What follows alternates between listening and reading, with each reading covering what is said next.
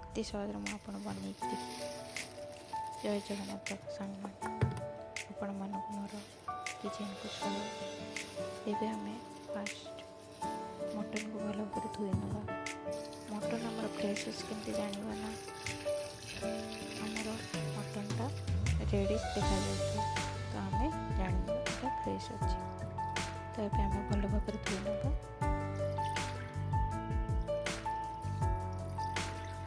धोई सारापर आम लुण हल्दी पकई मैरिनेट करके अध घंटा पर्यंत रखी नवा।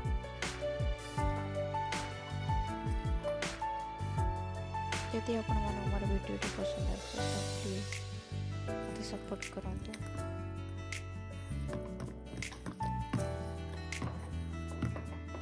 एबे हमें ताको अध घंटा रखी सारे एबे हमें ताको सिझेबा पई प्रेसर रे हांडी रे आपनकर जो आप सुविधा को आप दे परिवे। तो मटन में तो आमर पानी बाहरी थाए से आम खूब कम पानी दे सिझेला पड़े छाड़। जदि मो वीडियोटी आपको भल लगे तो मते मो चैनल को सब्सक्राइब करंतु, मो वीडियो को लाइक करंतु। एबे आमे सेतरे किछि गुजराती किछि लवंग आ गोटे डालचीनी पकेदवा जो थी कि तार आइसिया स्मेलटा चली जाए। एबे आमे हाई फ्लेम रे मटन को सिझेइदवा। आपण आपनको इच्छा मटन सिझिला पर्यंत सिझेई पारिबे। 3-4टा किंबा 5-6टा हुइसिल दे पारिबे।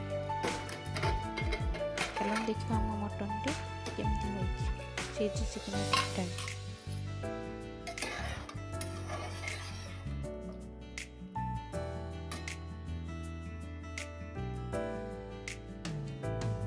एबे आम मटन टी भल भाव सिझी जाइछि। एबे तरकारी पे मसला रेडी करबा। किछि रसुन किछि प्याज आउ किछि अदा आउ आपण चाहे टमाटर को काटिके ग्राइंडिंग भी कर परिबे नहले ताकू हम डायरेक्ट तरकारी मसला रे भी पकेके आपण फ्राई कर परिबे। तो चलते एबे आम ग्राइंडिंग कर नवा मसला बाटी नवा। तो अदा रसुन प्याज से आउ किछि गुजराती किछि लवंग आपन जेकोसी गरम मसला भी बाटी दे पारे जमती अलैच कहीं तार भी टेस्ट भल आसे। कि लंका माने सुखिला लंका आपण राग हिसाब से आप पकई पारे। आम से किछि जीरा किछि पानी दे आम भल भाव बाटी नवा। तो बाटी कौन करे ना कि अधा बाटी देकी मु टमाटर देकी आउ थे बाटी निए। तो मुझे भूली जाइए टमाटर बाटियापी तो मुझे को कही आम टमाटर को बाटिकी ही पकाए। एबे देखो मसला ठीक भाव रेडी हो गला। एबे आम तरकारी माने तो बाटी देले किछि प्याज एबे फ्राई पे किछि प्याज काटिबा जोटा कि तरकारी टेस्ट आहुरी भल आसे और कलर भी भल हुए। चलो एबे तेल गरम कर तरकारी रेडी होगा।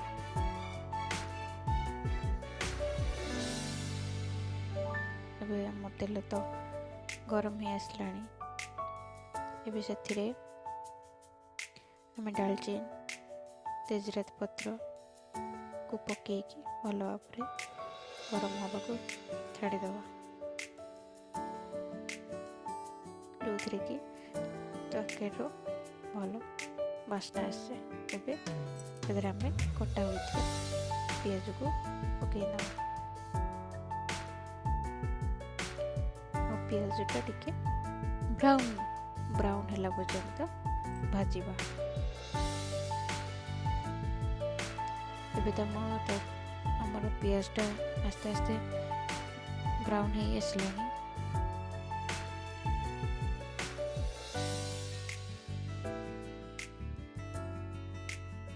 देखंतु एबे भल भाबरे ब्राउन हो गलानी। एबे हमें मसला पकई दवा। मसला हमें भल भाबरे बाजला पर्यंत फ्राए करिबा, कारण मसलार स्मेल रही तरकारी टेस्ट जमा भल आसेनी, मसला स्मेल आसे। आमर मसलार तेल छाड़ला पर्यंत आम भाजवा।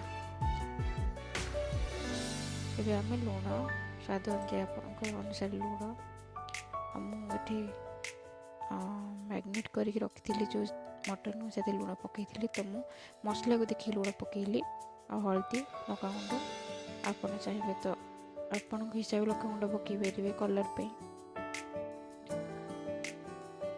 तो ये आम ताको भल भाव मसला भाजवा। आ मो सासु मत मटन कर शिखी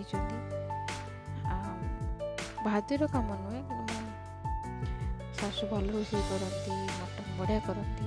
तो मु तो प्राय बनवा तो मुझे बाहर रोचे तो निजे ही बनईली।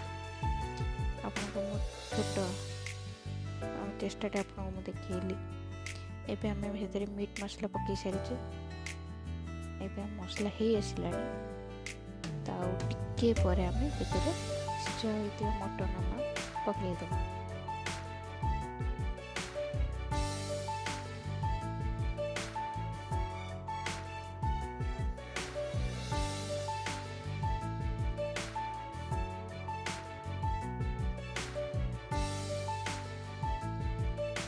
ठीक स्लो आँचरे करुचे मसला लगी जाए। तो ये आम मसला परफेक्ट हो आसला। तो ये चलतु आम सिझा होता मटन पकईद। पानी पकईबानी खाली मटन पकईदबा। आमर देखो भाजी सारा तार भी कलर कि चेंज हो।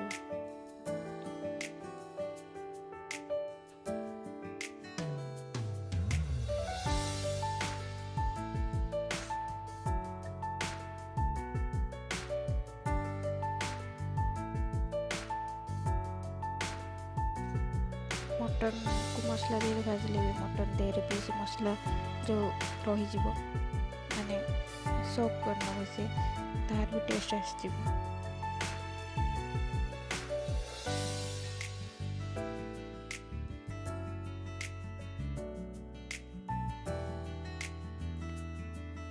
तो मुझे किसी गरम पानी दिएनी कि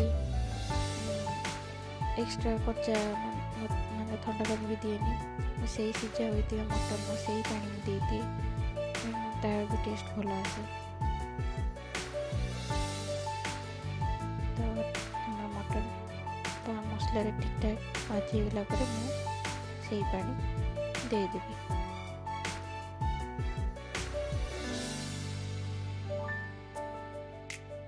एबे तो हे आसलानी आमर।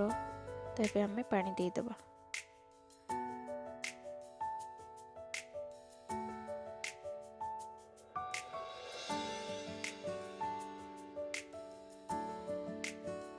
आपण हिसाब से पानी दे पारे।